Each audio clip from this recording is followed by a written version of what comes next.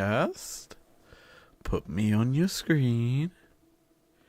Says I'm streaming. There we go.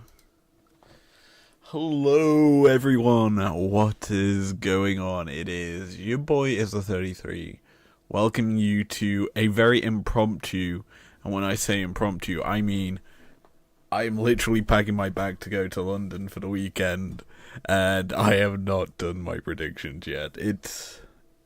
So this is why it's live, and we're going to be going through two best of fives today, and who knows, if this is actually any good, maybe we move to that in the future for the style of these predictions. May be just what we need to do. Regardless, today we've got two best of five series on the docket. After last weekend, we did a nice double dosage of breakdowns of the first four teams here at the season finals. Over this weekend, we're going to see the last two in SK and Fnatic on the Rift going up against BDS and XL respectively. And I'm going to really enjoy predicting them series, because let's be honest, we got over that weekend one of the two series correct. That's your results. So let's get into our first series. We'll kick it off with BDS and SK. Best of five between these two rosters. I'm going to be brutally honest with you guys. I don't really think this is going to be a massive series. I think it's this weekend's probably the closest in terms of expected results for the season finals, with BDS SK both coming into this. Obviously, BDS played off against G2, and while obviously we broke down a random-ass Evelyn game that really did not fit the team comp that G2 played, BDS kind of felt flat, and you have to look at the top lane for that flatness, as Adam really didn't get to showcase much against G2. I was very, how you would say, not on top of him, but I very much thought he didn't perform too well, and as such, I was a bit harsh of his performance. But you have to be harsh considering it felt like every single game he cost his team the win, because he allowed Broken Blade to scale. He was playing Kled for the majority of that series, Broken Blade. You'd also have to think drafting was an issue, which we're going to talk about soon enough in the next series. But here, BDS go against SK. Now, G2 expressed a lot of control through top and then mid. They also had control through bot as well, so they had 3 winning lanes. So you kind of have to think about it in respective of how do BDS fare against SK, whom, let's be honest, probably have one of the strongest top laners in Irrelevant at the moment, who performed exceptionally well throughout the season, hence why SK are here. And then you have to look at mid. Certus, he performs in certain situations. If he's given the opportunity to, like, they feed him gold, he will perform. And that's something that I think we need to really focus on, is that mid lane matchup. Both mid laners honestly perform if they're given the chance to. Like, you kept it quite close with Caps in terms of performance for the first few games. And I think that's why BDS were able to pick at least one game off of G2. I do think, though, that their drafting did suck in some regards. But, hey, it is what it is. Now, as this is off the cuff, not even prepped predicting, I need to kind of predict right now. I'm thinking about it, and I'm using what we've seen so far on the current patch as the example template.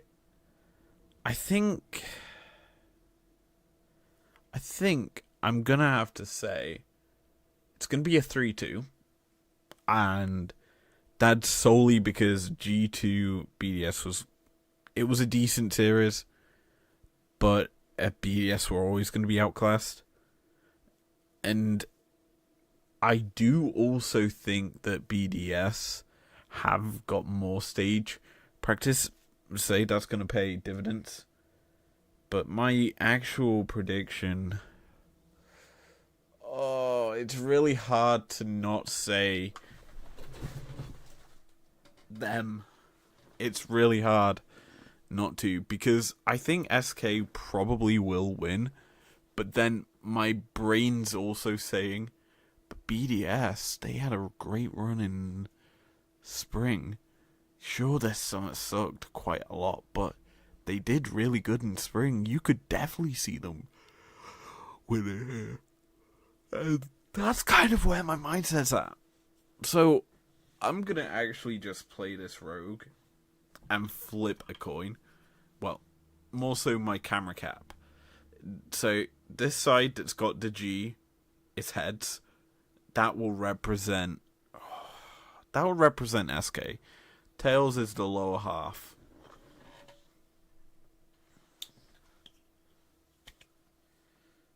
I said heads represents SK, didn't I? Well, SK, you are...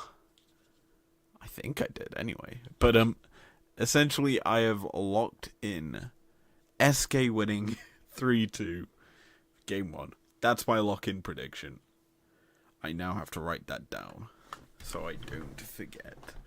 I should probably bring up my handy dandy front sheet. Hi everyone. Yeah, you can tell I was looking at myself. There you go.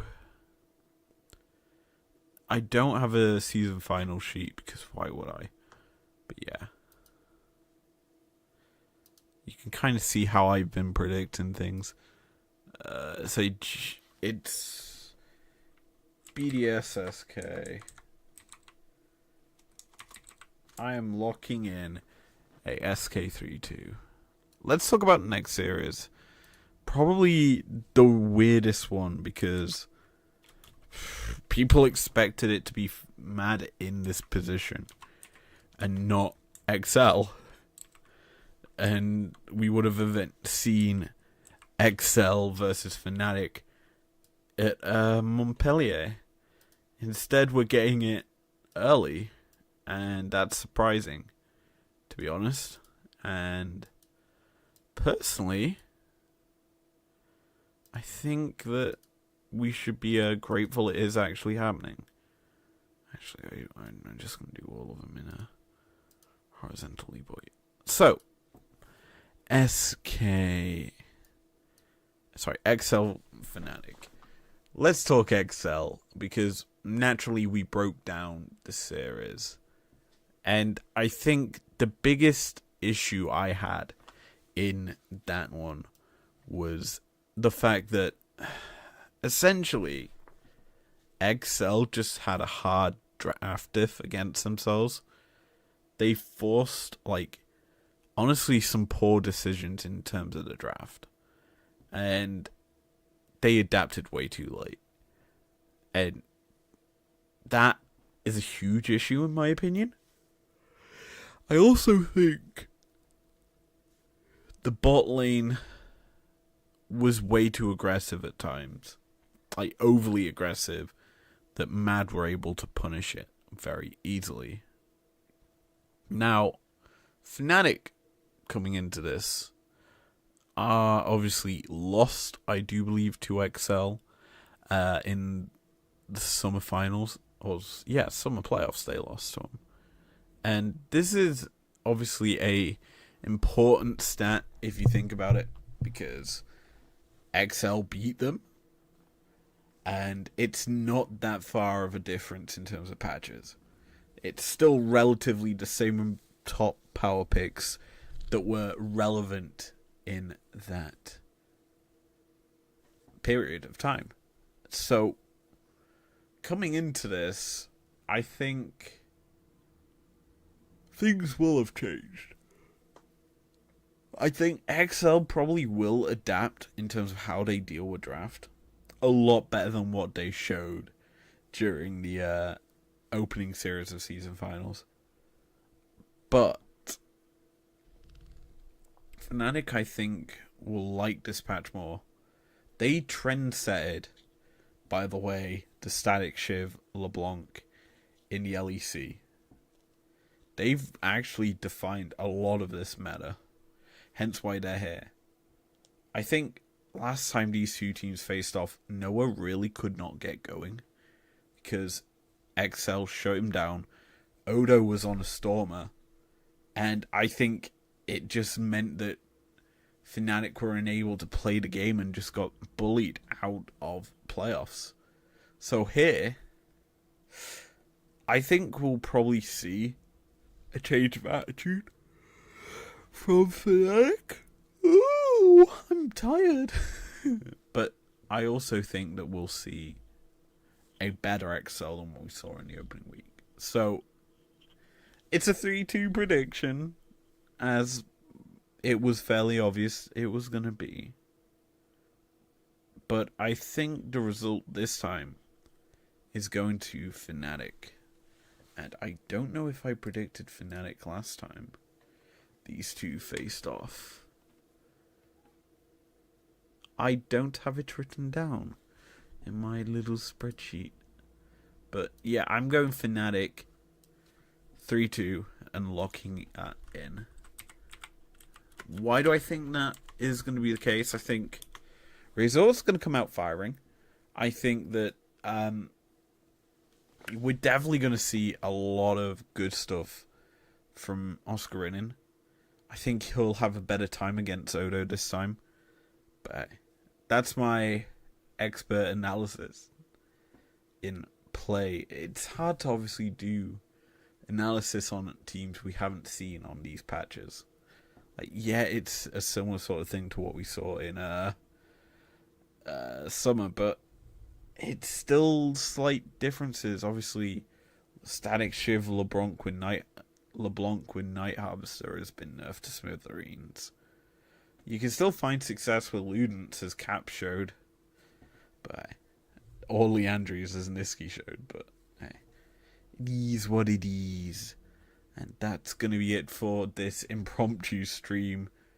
Unintentional, but hey, I forgot to predict them, so you get to actually hear my thought process in terms of how I predict things.